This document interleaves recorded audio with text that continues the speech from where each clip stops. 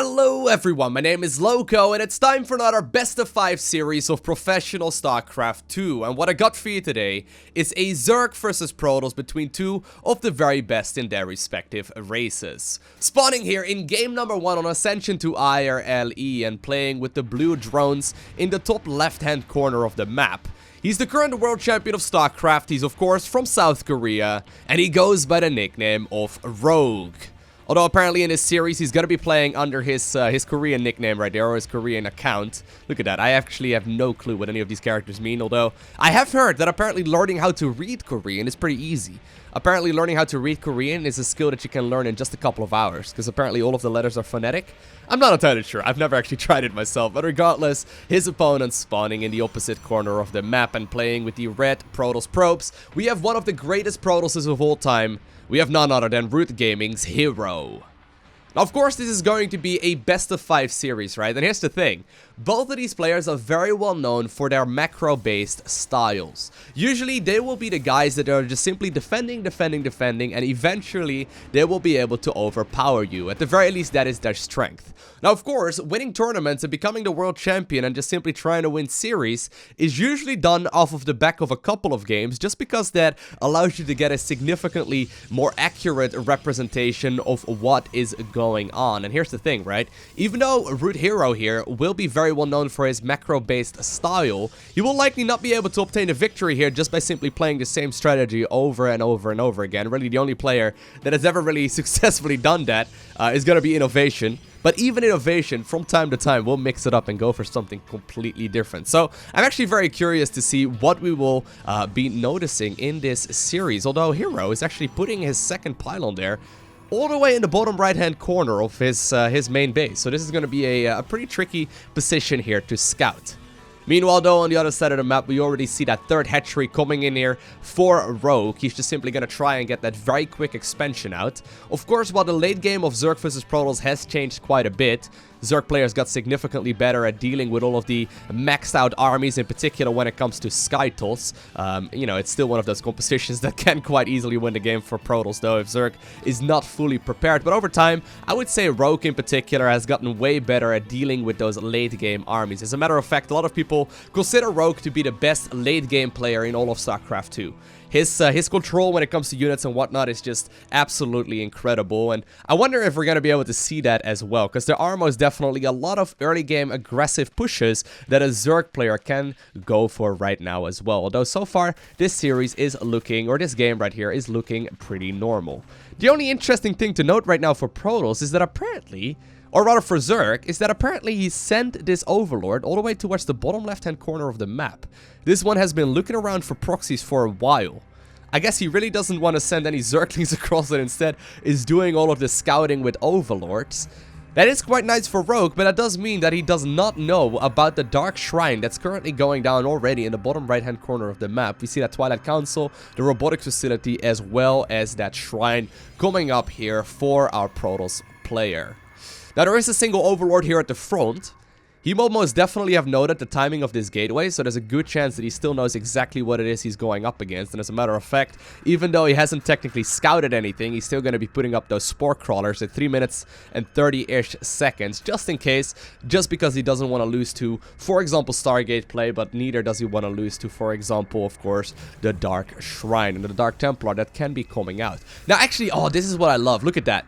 The normal strategy for Protoss, right, is to go for Dark Templar into Archon drops. This has been a gold standard for, like, the last couple of years. And we do see now a total of 4 gateways coming in here for Hero. However, the Resonating Glaives upgrade is also being researched at the same time, and I love this. Hero is gonna continuously add on more and more gateways here, while denying any kind of Overlord scout here with the very first Stalker. So essentially, Hero is making this look like it's just gonna be a very standard Dark Templar into Archon drop shenanigans, but as a matter of fact, right now, we do see that very quick follow-up as well with all of these gateways. I think that makes 8 in total. Right there, we do see 2 at the front as well. That makes 8 in total. And of course, he's going to be able to follow this up with a ton of adepts. Now, the first 2, you know, look at them. They really do look like Sith Lords. Is that just me? Look at their blades. The new skin for the Dark Templar does make them look like they are quite literally Darth Maul themselves. But anyway, he's going to be able to come in here. We'll try to slice and dice away at that spine crawler for just a little bit. But at this point, I don't think there's actually very much available for the Zerg to deal with this just yet. There's a Hydralisk Den coming in, a ton of Zerglings as well, but no Evo Chamber upgrades. But most importantly, there's also no Roach Warren or, for example, a Baneling Nest.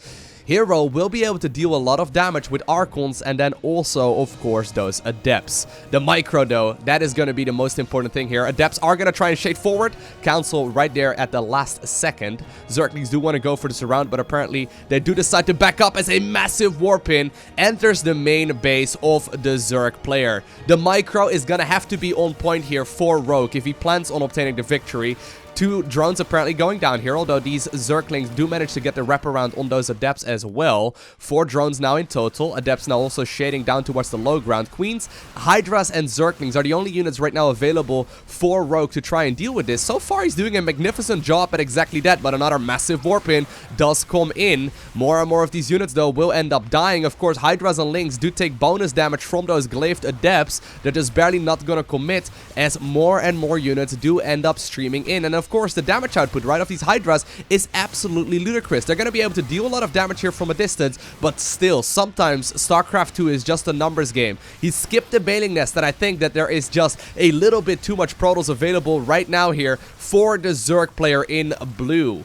Couple of these changelings now also dropped on that high ground to make sure that he continuously gets a vision of what's going on. That single sentry actually helping out a lot as well. Drones now pulled off the line to try and soak up some of that damage as the Hydras deal some of it from a bit of a distance as well. But I think that Hero successfully managed to outsmart his opponent in game number 1. He ended up playing a strategy that looked like something else completely, but he transitioned towards an 8-gate all-in. That's how you win tournaments, though. It's such a smart play there by Root Hero. Definitely not gonna take that away. I mean, the gold standard for him was to go ahead and, you know, drop with the Archons, start juggling them around the bases of the Zerg, and then transition towards a very quick 3rd Nexus, and eventually go up, you know, to essentially the mid-game strategies that the Protoss players do have available at their disposal. But instead of doing that, he just plopped out a bunch more gateways, he got himself the Resonating Glaives upgrade, and all of a sudden, a ton of units were on the other side of the map, something that Rogue did not quite expect.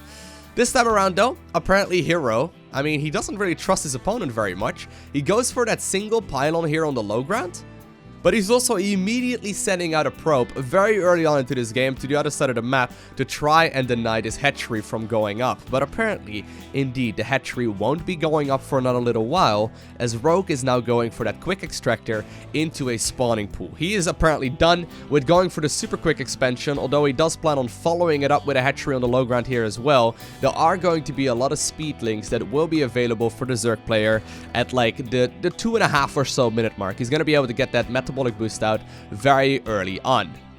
Hero, though, timing that scout perfectly, trying to make sure that this expansion does not go up, and he essentially forces Rogue to try and take the 3rd base instead, just to be a little bit of a nuisance, right? The top-of-the-line pro gamers don't really care too much about taking their 3rd instead of their natural. Of course, it does mean that the defenses against, for example, double adept openers and whatnot will become a little bit more tricky, but all things considered, usually it's not that big of a deal.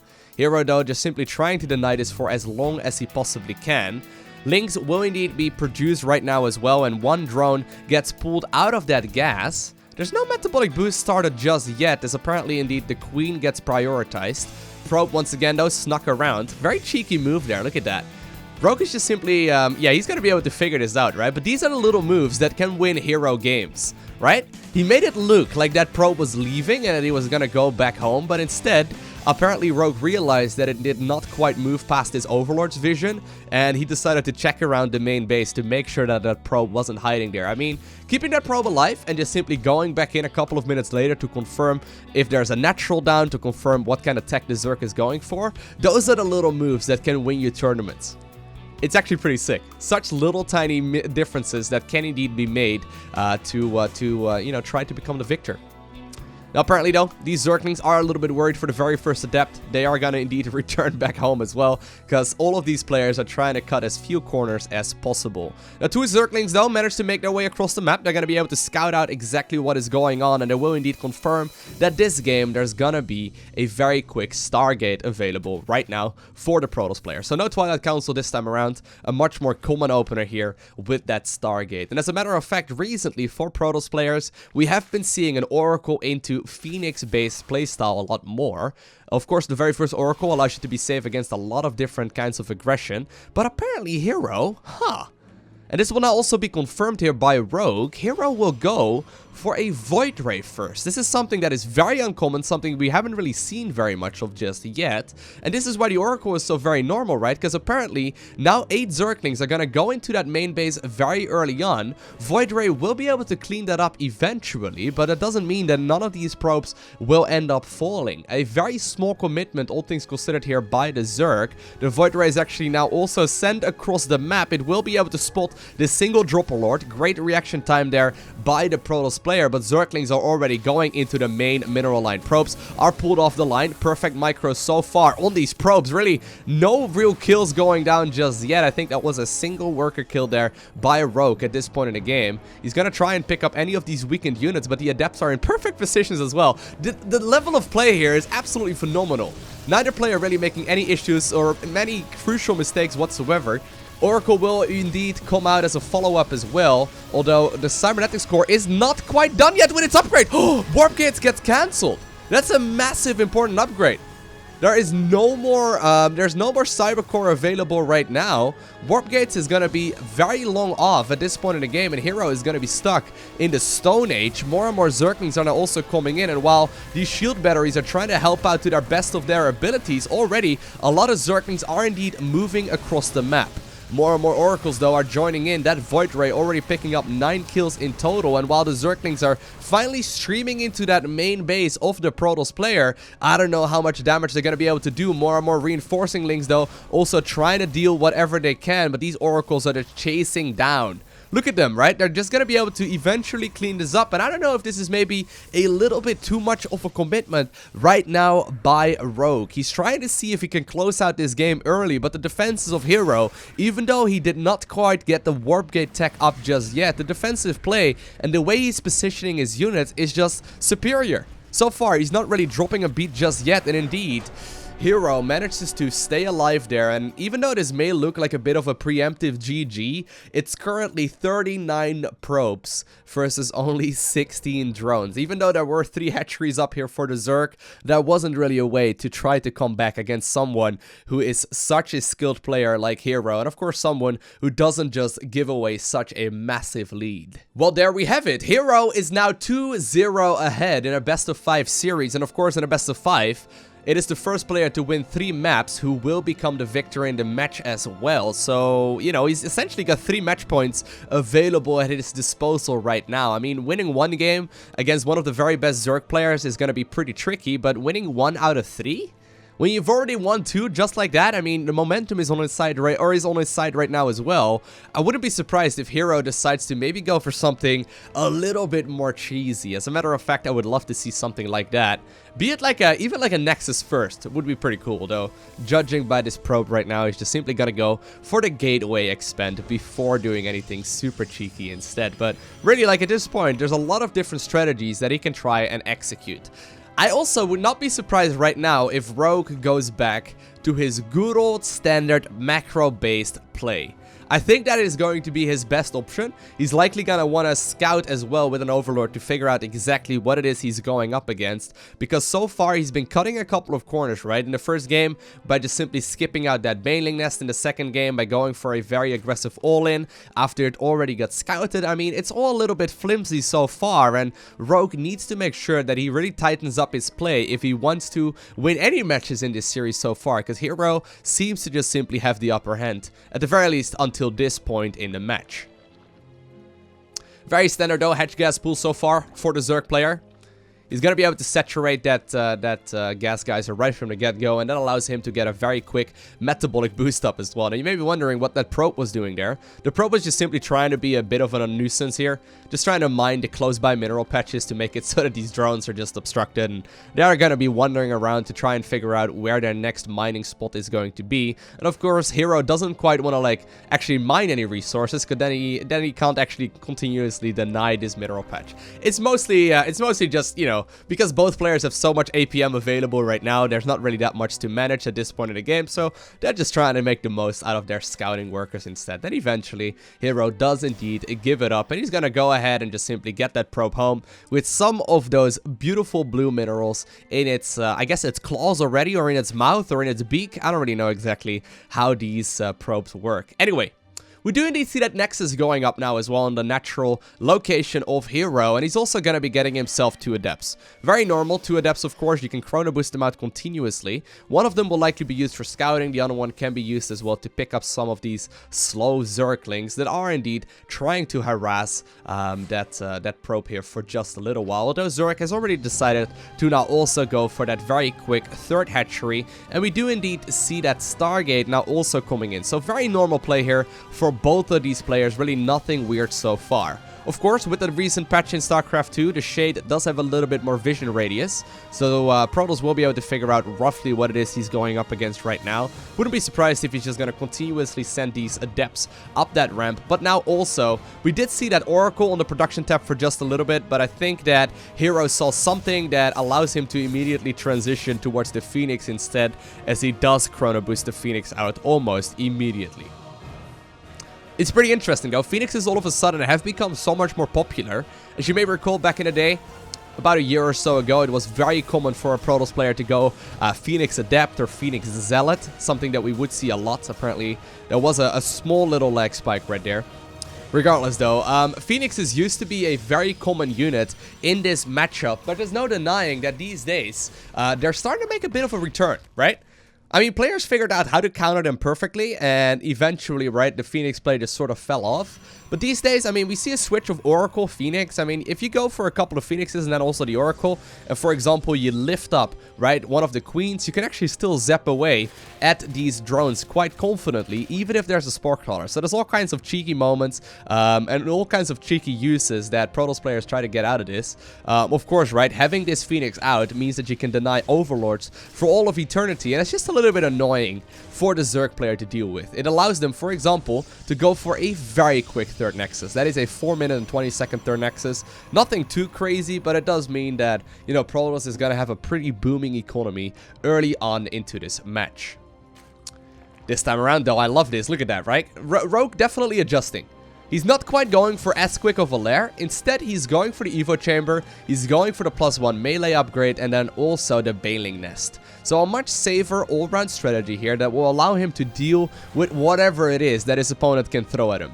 I wouldn't be surprised if he's just going to continue droning here for just a little while longer, and then he's going to be taking the lair very shortly. Look at that, he's just now getting the double gases. So really, so far, he's been focusing on a very mineral-based income, which once again allows him to optimize that economy. So a much safer all-round build here from Rogue that doesn't really take any kind of unnecessary risks, and indeed, we do now see the hatchery being morphed into a lair. Now, Hero has been warping in several rounds of Adepts. This has gone unscouted so far. Nice little Zergling play here, though. Look at this, right?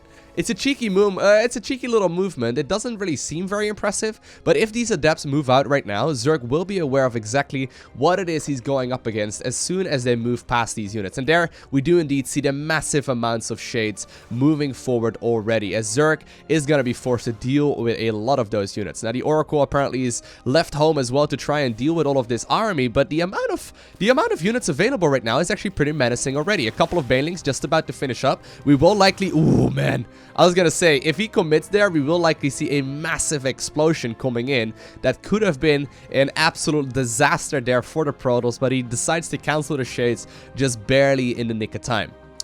The creep spread, though, is already pretty solid, right? And that's actually a big deal against these kind of units, because that means that Zerg really has some time to get them in position as well. Look at that, right? Look how much time he's buying. As a matter of fact, Rogue is now currently adding on more drones. Apparently, he's feeling confident enough that he's got enough units to just simply deflect this aggression, and he probably assumes that his opponent isn't even gonna commit at all. And I think it's actually a safe assumption to make, although, you know, as a Zerg player by heart myself, making all of these drones right now, pretty scary. Pretty scary decision there to make, although Hero is really just using this for posturing right now, as indeed he is getting that Twilight Council. He's also going up to the Templar Archives, even getting a couple of photon cannons and defensive structures right here at the 3rd base location. We see the Forge just simply getting some ground weapon upgrades as well, and all things considered, I think that decision right there from Rogue was absolutely brilliant, but also just a little bit scary, right? A little bit scary. 4th hatchery is now being taken as well, and really, like, even though both players are trying to, like, make themselves look really big, right? I mean, this is just like two bears fighting against each other, right? They don't really want to engage. They're just sort of trying to look very menacing without actually trying to fight each other. Eventually, though, we will have to see them clash, but neither player really committing to anything. I mean, look at that. There were 10 units killed, and I think those must have all been Zerglings. And while that's all fine and dandy, neither player is really committing to anything scary just yet. We do see a single Dropper Lord now being morphed in somewhere on the map. He may actually try to go for some drop shenanigans with, for example, some Banelings. Yeah, there it is in the top left-hand corner of the map. Completely unscouted so far, but Hero is indeed going to be taking his 4th Nexus towards the northern end of the map. So very quick expansions here from both players. I mean, we're only 8 minutes into the game. Both players are essentially already satisfied with the amount of workers that they've got. Zerg got 80, Protoss got 70, and they're going to be able to get a lot of units out right now as well.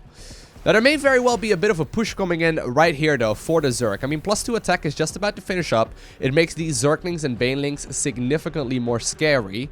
Oracle, though, so far kept alive brilliantly, continuously just tagging this army to make sure that he knows exactly where it is that that Zerg player is located.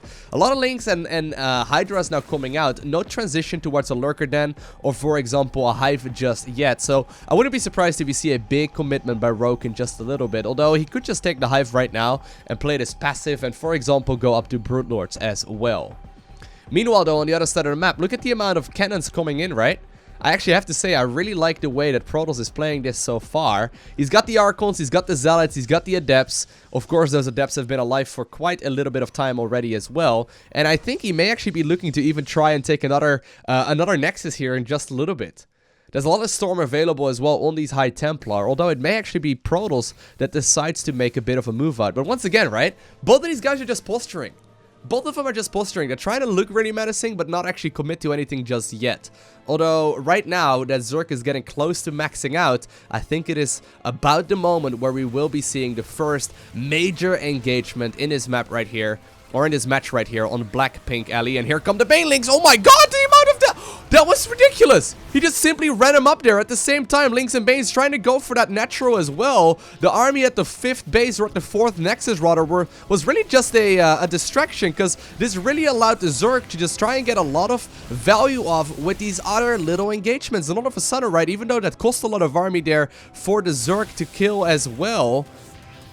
that was 24 workers in literally just a matter of seconds. Both the natural as well as the main base lost essentially everything, and a single Zergling is now gonna try and continuously harass this too. A very quick movement right there by Rogue, though, just simply made it so that Protoss was distracted for a split second, and all of a sudden he hit at 3 different locations at once.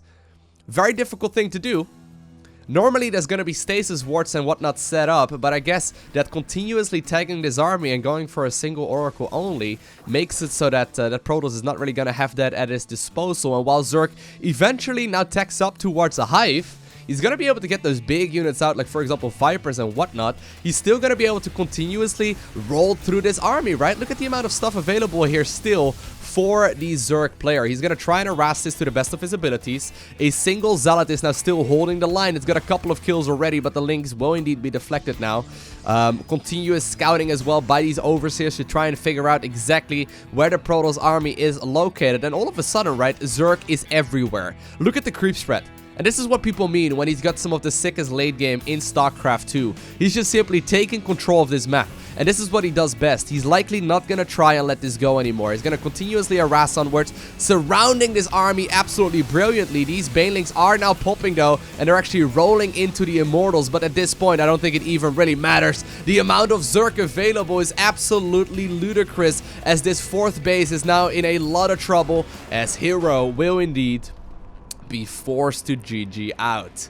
What a very quick turnaround, right? Like, that was a very beautiful move there by the Zerg player, trying to make the most out of that army rather than just simply engaging it all at once at the 4th base. He decided to split up a big chunk of his force to go after the natural and the main instead. He ended up killing all of the workers there, and eventually, right, that means that he's just simply gonna have a lot more income, a lot more resources, and therefore he was capable of just simply rolling over his opponent's army here at the 4th base location. Next game is gonna be on Abyssal Reef LE, and I actually have some sad news about Abyssal. I think it's very soon gonna be retired. I know, crazy. It's actually been around for like a year and a half right now in competitive play. Players have been getting a little bit tired of it, although it's sort of like the default map right now for a lot of tournaments.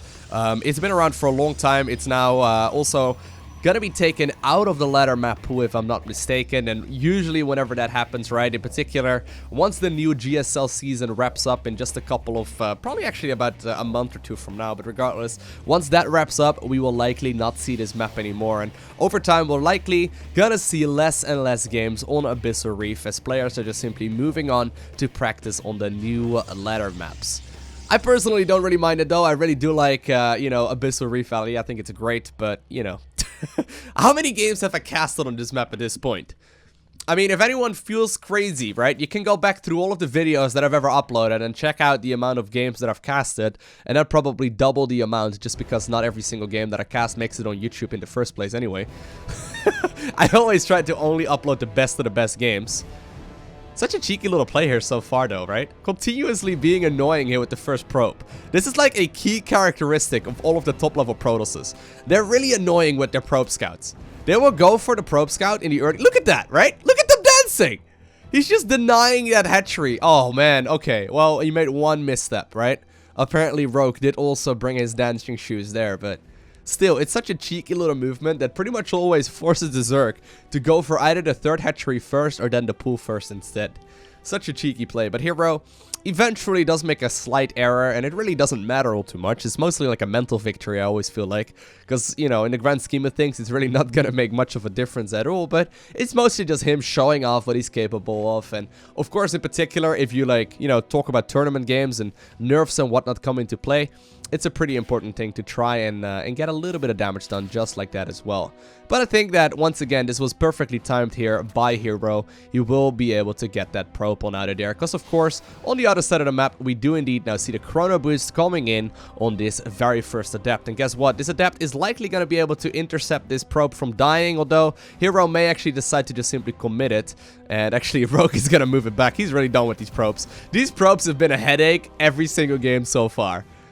Rather than actually scouting right now with the Zerglings, he's just simply going to try and send some units across to really just pick up that probe before it can become any more annoying. This time around, though, Rogue immediately jumping towards the Nematized Carapace upgrade, which of course is the Overlord speed. It may very well be due to the map that we're currently playing on. It may also be due to the fact that we saw such a heavy focus on Phoenix in the previous game, right? It wasn't necessarily like a super heavy focus actually, but it was just annoying because Zerg ended up losing a lot more Overlords than the single Phoenix or two that he got really cost him. This time around though, once again the Stargate base play. Once again the Oracle first, and then immediately cancelling it in order to get a Phoenix out instead.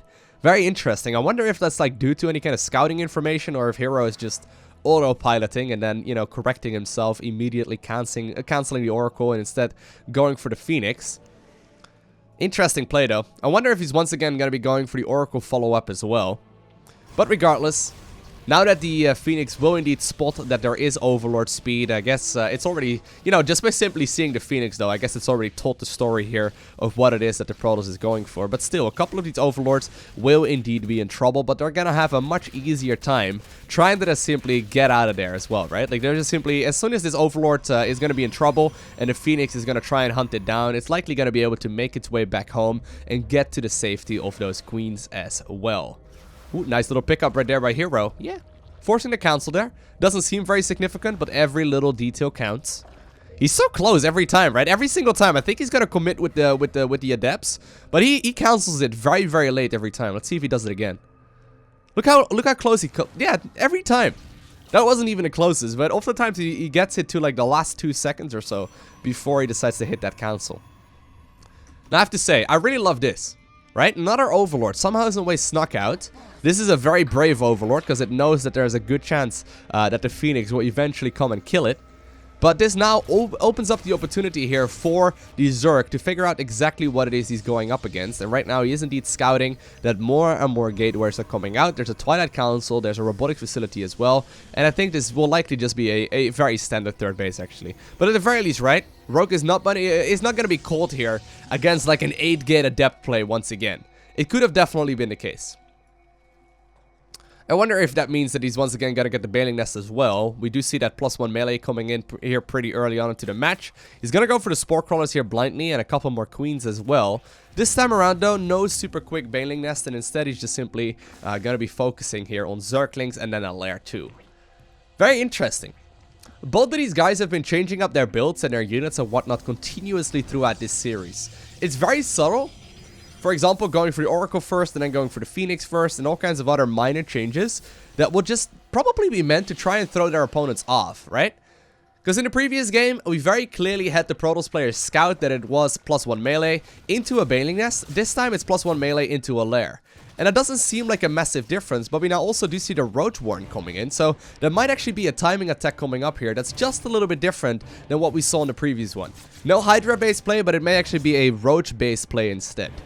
Now apparently though, I wonder if this is something that Hero is already sniffing out. He's already chrono boosting out the very first of the Immortals as well. So this is one of those things, right? Has he even seen... Hold up, I want to have a quick little peek. There's an Overlord coming in as well. Has he seen the Roach Warren? He has not. Right, and we already do see Storm as well as Immortals coming in. Now, it's not too odd because it's very common to make those two units, but he didn't do so in the previous game. Very curious to see. A single Overlord now. Loaded with 8 Zerglings here is going to be dropping off likely into the main base of the Protoss player. At the same time, Zerglings are trying to be a little bit threatening here near the third base location as well. A single Stasis Ward actually. Woo, pretty important. Nice little pullback right there in the nick of time though. But this does mean that Hero is going to be completely unscouted on the other side of the map. However, a Storm Drop comes in. It ends up killing 6 workers there. Very cute move. I actually didn't realize that that one was loaded up with a bunch of High Templar, something that we haven't seen very much of whatsoever. Great splitting though by the Zerg player. He's going to be capable of just simply keeping most of those workers alive and at the same time still kill a handful of probes here as well. So 4 probes in exchange for 6 drones. I guess that's pretty much dead even, right? But both players try to keep each other on their toes. High Templar and Storm Drops.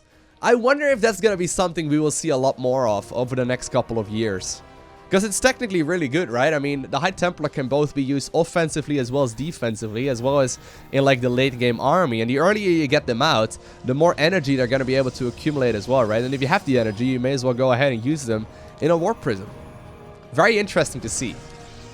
Alright, so at this point in the game, Hero is likely going to be going for a push off of 3 bases. We don't see a 4th Nexus coming in just yet, where we do indeed see that 4th hatchery now coming up, as well as the Hive, and then the Spire for Rogue. So he's likely going to be looking to transition towards a Brute Lord based army. That does mean though that he's going to have to deal with a very scary timing attack here from the Protoss player, because there are a lot of Protoss units out already, and a lot of High Templar as well. Here we go once again, though. I think we see another High Templar drop just about to happen. Here we go. He's going to unload immediately. The amount of damage that gets done in so little time is insane. 7 drones. In what, like 3 seconds? 2 seconds? I don't really know even, but the Storm Drops are actually surprisingly scary. On a map like this, right, it's not something you would really expect. I think that's one of the results of just simply a map being used for a very long amount of time. Eventually players will make the assumption that the standard is the standard, and then they can go for what is technically a subpar build, like for example a Storm Drop, but it can start dealing so much damage because you start making assumptions, right?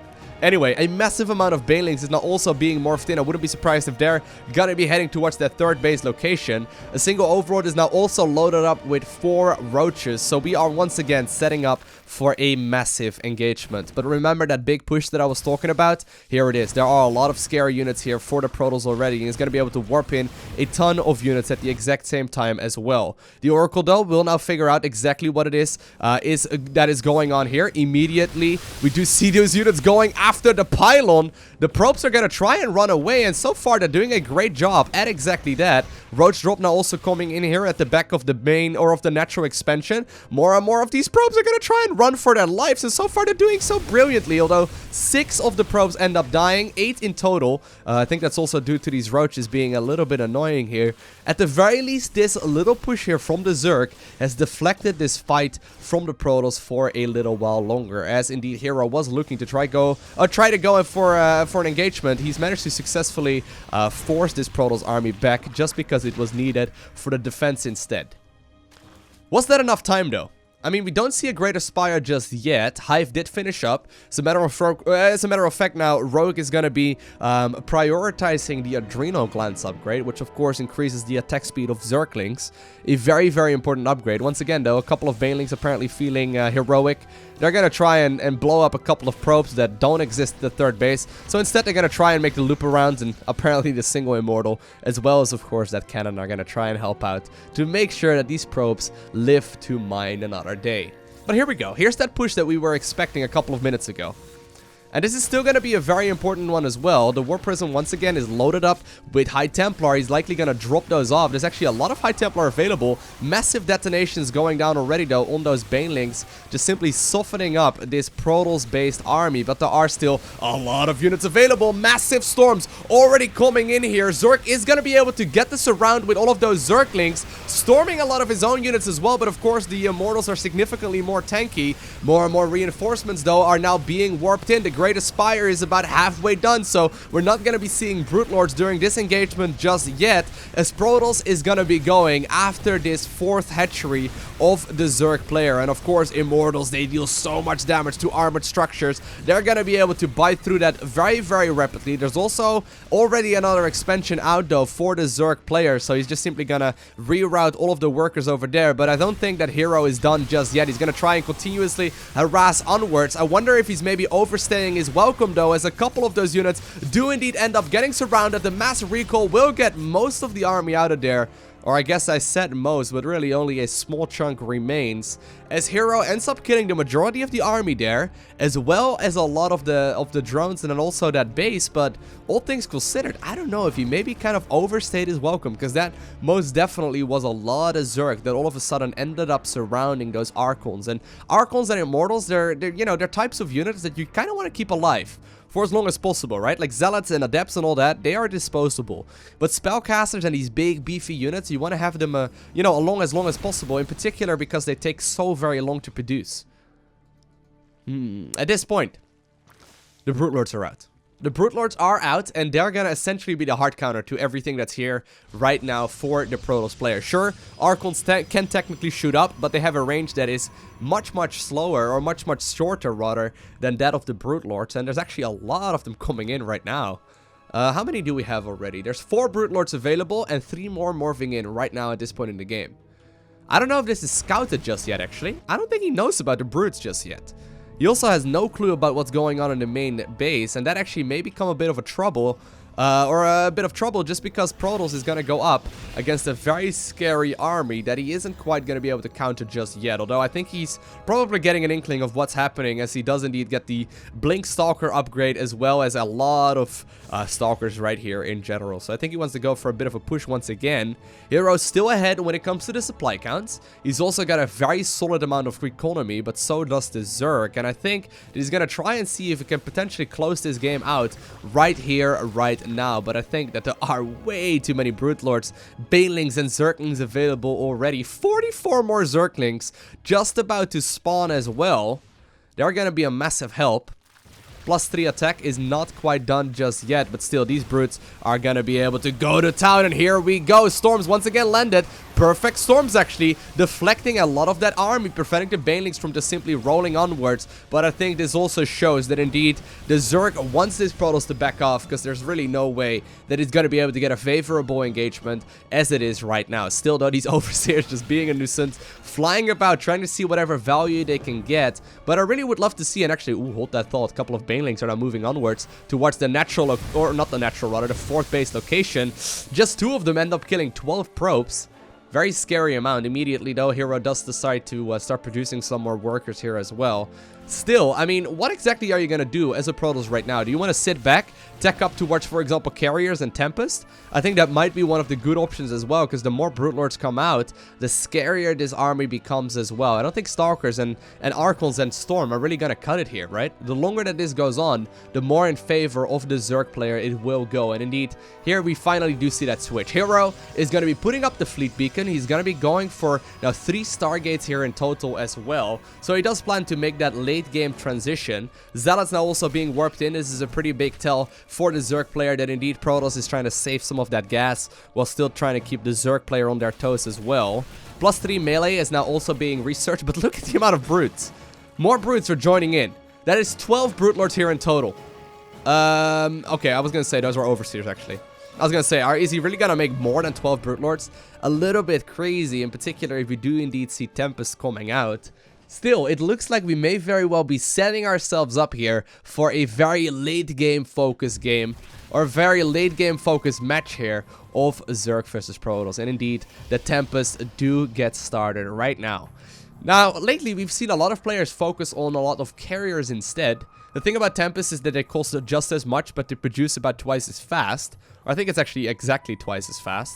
Now, a couple of the Zealots indeed finally made their way across the map, and they're going to try and be a little annoying. That War Prison will not live for very much longer anymore here either. More and more Protoss units, though, are trying to move onto the creep, and while the Brutes apparently were distracted to try and go to the other side of the map, this Protoss army is now all of a sudden caught in a bit of a weird corner. They're going to try and get out of there, but that's not going to happen as the Brute Lords are dealing so much damage from a distance. The Banelings manage to slip through the cracks of those force fields.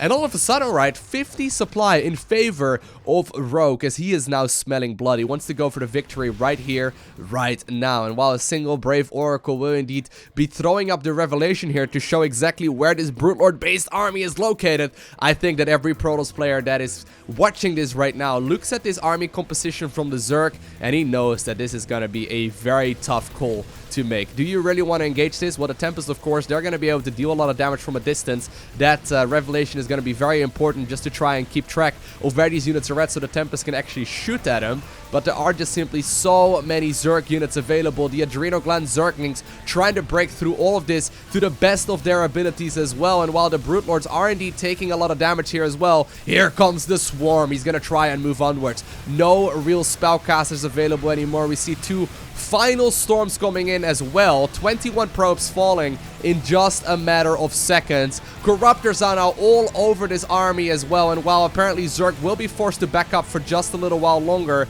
the Tempests are now under fire as well, and as long as those are gone, the Zerg Brute Lords are going to be able to absolutely tear through everything else. And while indeed Root Hero is going to try and make a final stand, I don't think there's a way for him to try and defend against all of these Zerg units, because already, right, the amount of Zerg available is absolutely ludicrous. He does manage to deflect his army for now. Mothership does indeed come out right now too, but I mean, if I've ever seen this situation before, and I have, I can tell you confidently right now that 45 probes are not going to be enough against like a 6-base Zerg, as Zerg is just simply going to try and continuously rally units across the map. The Mothership falls. More and more units are now vulnerable as well, and while the last of the Brute Lords may very well get target fire down as well, the amount of Zerglings available now, with 42 more in the production tab, indeed mean that Rogue ends up obtaining the victory here in game number 4, and that means that he's just managed to even up the score. Well, there we have it. The final match of this best of 5 series is on Neon Violet Square. Very interesting though. I wonder if Hero is starting to feel just a little bit nervous. I mean, he was previously 2-0 ahead, and all of a sudden, momentum has gone way in favor of his opponent. It almost seems like as soon as the games go past the 10-minute mark, roughly, give or take, Rogue is going to be the one that is significantly in favor. I mean, game number 1 ended up being a victory for Hero, primarily because Rogue ended up skipping his Bailing Nest. I would, for example, be very surprised if Rogue decides to do that once again in this match right here as well. Just because on this map it's pretty tricky to scout out exactly what it is the Protoss is going for. But on top of that, right, in the other 2 games, as soon as they got past the 10-minute mark, it just seemed to be heavily in favor of Rogue. Rogue just simply managed to outplay his opponent in like the mid to late game stages. Then again, if you know right now, right, that your opponent is likely not going to be skipping any structures in the earlier part of the game, like for example the Bailing Nest or that Evo Chamber or the Blind Spore Crawlers, I think that Hero is going to be pretty reluctant as well to, you know, play any kinds of super aggressive 2-base pushes.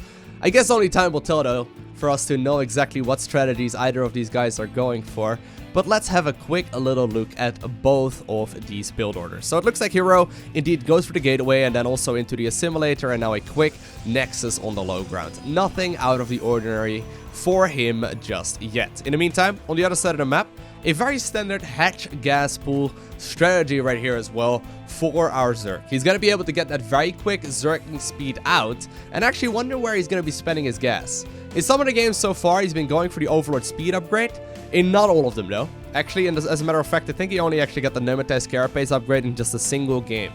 Maybe it was a response to the Phoenix play from earlier on into the series as well. I guess we can't really know that right now at this point in time, but it's pretty interesting to note the subtle changes that both of these guys are continuously making to their strategies, just to try and throw their opponent off. Double Queens now being produced. We see 4 Zerglings on that production tab as well as a single Adept. So Hero actually got to be chrono boosting that Adept straight towards the natural instead. Interestingly enough, look at that. Hero is going to be putting up a Stargate once again, something that he's gone for in all of the games so far with the exception of 1. And he's going to be putting it, I guess, hidden right here in the bottom right-hand corner of the map. I mean, Zerg did not indeed go for that Nematized Carapace just yet. He's definitely not going to find out about the Stargate for not a little while, although so far, Rogue has just simply gone for the blind counter to that, as usually he seems to be getting a couple of spores up in every mineral line at, 3 minutes and 38 seconds. Quick third hatchery, once again coming up. Stalker follow-up right now too here from Hero. He actually only did this in game 1. He went for a much more depth-focused strategy in the other games. I wonder if that means that he's once again planning to go for like an aggressive push that he really does not want to get scouted. Or maybe he's just going to try and get this Stalker out to make his opponent think that there might be a push coming in, when in reality, he's just going to be playing a macro-focused style instead. It's a very interesting back and forth, right? That's continuously happening, and these guys are definitely playing mind games with each other as well. The Void Ray is now coming out as well, once again, as the very first Stargate-based unit. I wonder if he's going to be sending that one straight across the map. There's actually no real Overlord scouting the center of this map just yet, although a couple of Zerglings did just finish up their metabolic boost, and they're going to try and scout around the map to figure out if anything cheeky is happening in this game so far. Once again though, those double Spore Crawlers, right? Wouldn't be surprised to see one going up immediately at the third base as well.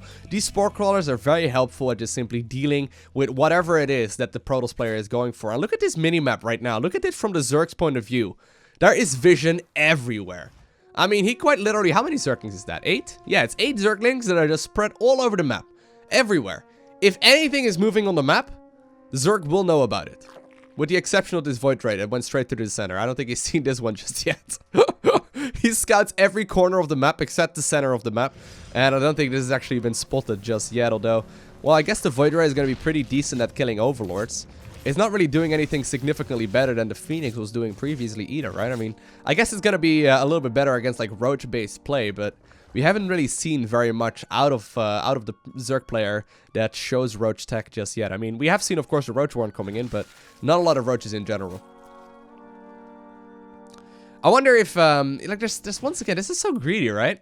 He's gone for the 4 gases very quickly. Wouldn't be surprised to see a Hydra then. There we go. But we haven't quite seen the Bailing Nest. I was talking about it earlier. I did not assume he was going to be skipping out that Bailing Nest. In particular because he's essentially blind. I mean, he's got vision all over the map and that's fine and dandy.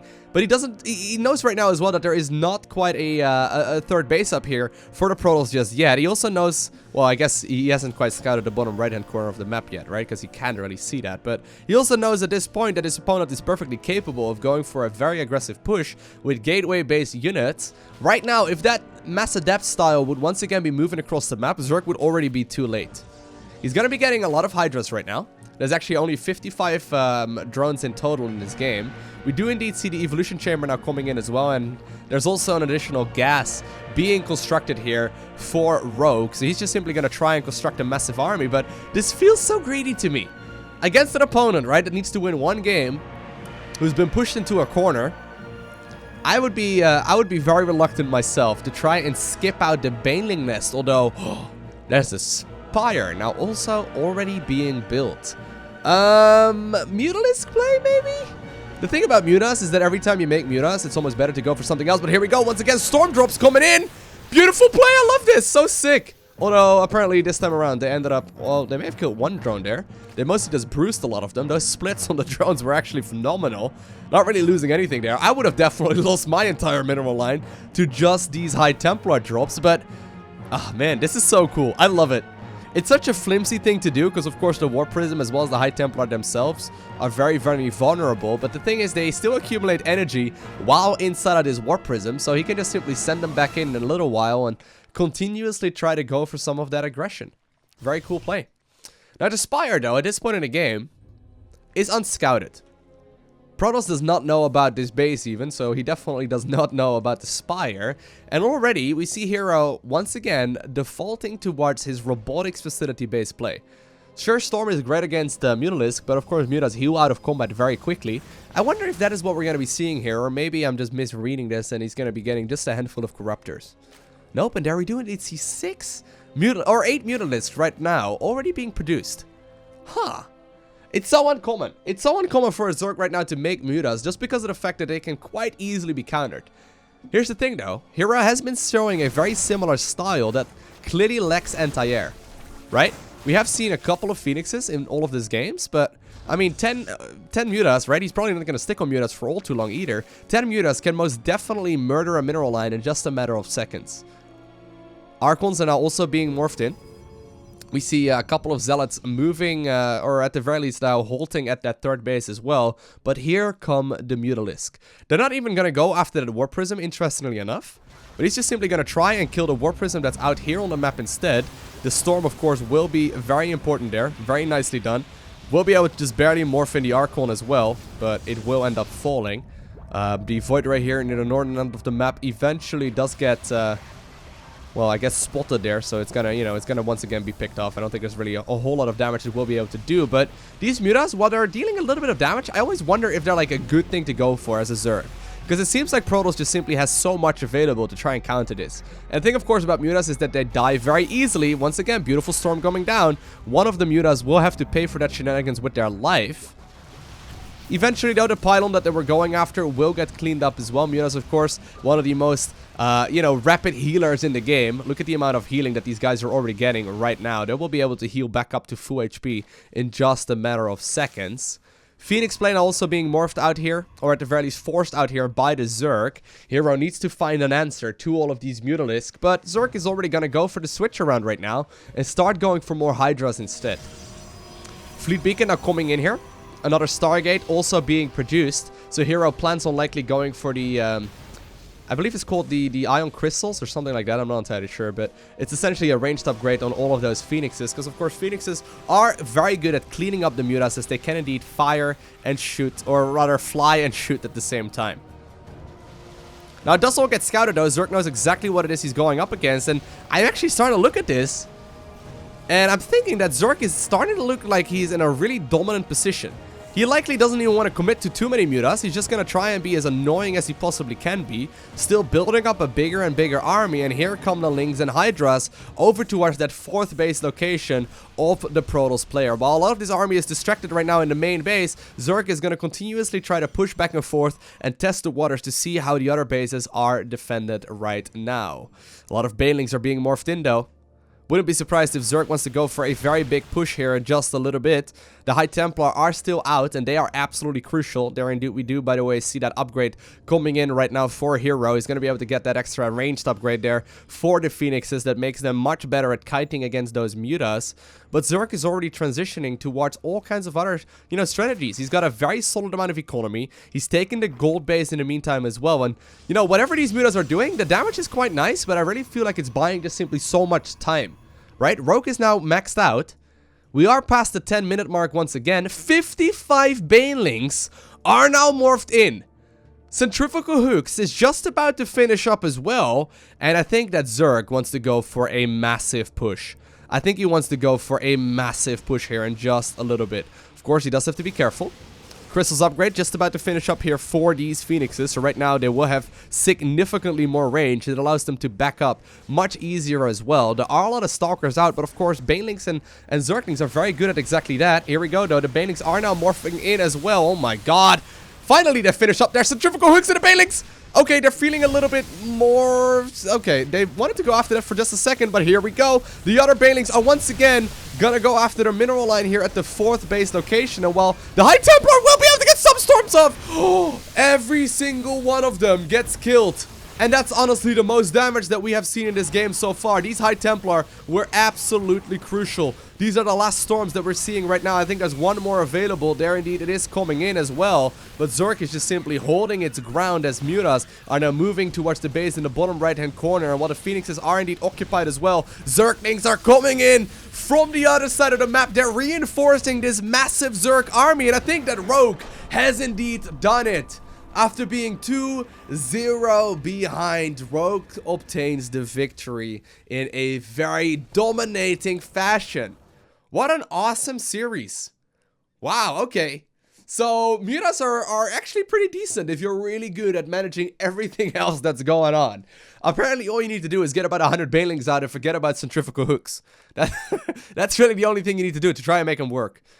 It's such a risky thing to do though. He ended up rolling the Banes into both the mineral line as well as the High Templar. And I think the only reason why he was allowed to do that, right? I mean, the Banelings into the mineral line, of course, wasn't meant to happen, and nor was that on all of those High Templar. There's definitely no way that Protoss wanted that to be the case. But the thing is, he just simply provided so much value and time and effort from his opponent by having those mutas all over the base, that it allowed him to go for such an aggressive push by just simply splitting his opponent's attention, right? Like, Hero was definitely not allowed to look at that fight non-stop as the mutas were just going to town, and you need to continuously micro those Phoenixes back as well. A very nice game there. That was awesome. I hope you enjoyed watching this series. If you did, make sure you hit that like button down below. And if you want to see more, make sure you hit that subscribe button so you get a notification as soon as I upload more. Other than that, I want to thank you for watching. Have an amazing day. Do not forget to smile, alright? And I will see you guys in the next one.